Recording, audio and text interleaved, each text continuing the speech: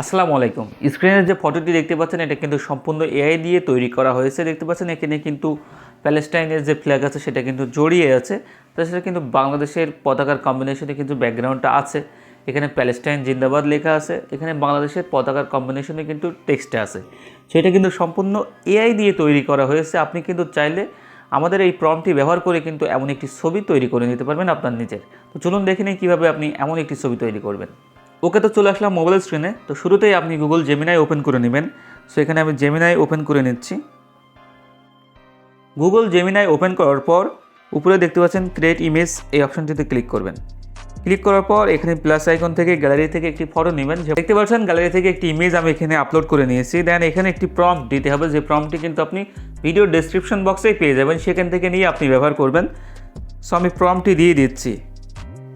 So এখানে দেখতে পাচ্ছেন প্রম্পটটি আমি এখানে এন্টার করলাম, দেন সেন্ড এখানে ক্লিক করছি।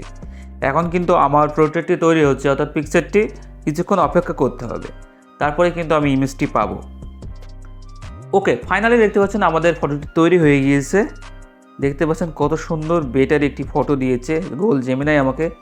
এখানে কিন্তু বাংলাদেশের ফ্ল্যাগ এবং এখানে প্যালেস্টাইনের ফ্ল্যাগের কম্বিনেশনে প্যালেস্টাইন জিন্দাবাদ এটা লেখা আছে, কতটা ইউনিক লাগছে। এবং এখানে ফ্ল্যাগটা কত সুন্দরভাবে দেখতে পাচ্ছেন জ্বলানো আছে, খুব দারুণ লাগছে। সো এই প্রোটেক্টটা অর্থাৎ এই ফটোটি যদি আপনার পছন্দ না হয় সেক্ষেত্রে আপনি কি করবেন, প্রম্পটের ওপরে প্রেস করে ধরে রাখবেন, দেন এডিট অপশন আসবে, এখানে ক্লিক করবেন, দেন আপনি আবারও সেন্ডে ক্লিক করবেন। তাহলে কিন্তু গুগল জেমিনাই আবার নতুন করে আপনার জন্য একটি ফটো তৈরি করবে। সেটা কিন্তু একটু ভিন্ন স্টাইলে তৈরি করবে। সেইভাবে কিন্তু আপনারা বেটার আউটপুট বের করে নিতে পারেন আপনার ফটোর। তো দেখতে পাচ্ছেন এখানে কিন্তু আমার এই ফটোটি রেডি হচ্ছে। তো দেখতে পাচ্ছেন এখানে কিন্তু আমাকে আবার একটি ফটো দেওয়া হলো। দেখতে পাচ্ছেন অলমোস্ট সেম দিয়েছে। সো এখন আমি কিন্তু আবার একটি ফটো আপলোড করছি। তো আমি গ্যালারি থেকে একটি ফটো নিয়েছি এবং প্রম্পটটি দিয়ে সেন্ড করছি। দেখা যাক এবার কেমন বেটার রেজাল্ট আমাকে দেয়।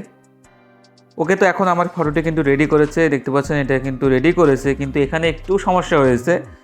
বাট এটা কিন্তু আবারও রিজেনারেট করে ঠিক করে নিতে হবে। তো এভাবেই কিন্তু আপনি চাইলে খুব সহজেই এমন সুন্দর সুন্দর ফটো তৈরি করে নিতে পারবেন। একটু গরমিল হবে, তো সেক্ষেত্রে আপনি কি করবেন, রিজেনারেট করবেন, যেটা আপনার বেটার আউটপুট দিতে পারবে জেমিনি, সেটা আপনি ইউজ করবেন।